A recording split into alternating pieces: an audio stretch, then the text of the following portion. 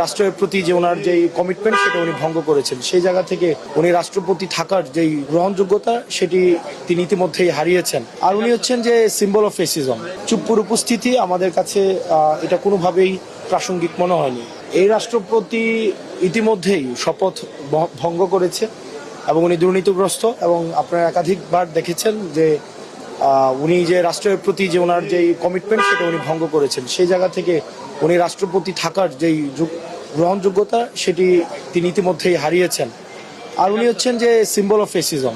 দিন শেষে আমাদের এত জুলাইয়ের পর আমরা আজকে যে এই সংসদটি পেয়েছি, যেখানে আপনারা দেখেছেন একটা ডিফাইনিং মোমেন্ট। আমাদের এই ডিফাইনিং মোমেন্টে ফেসিবাদ বিরোধী প্রত্যেকটা রাজনৈতিক দলের অধিকাংশ রাজনৈতিক দল আজকে অংশগ্রহণ ছিল।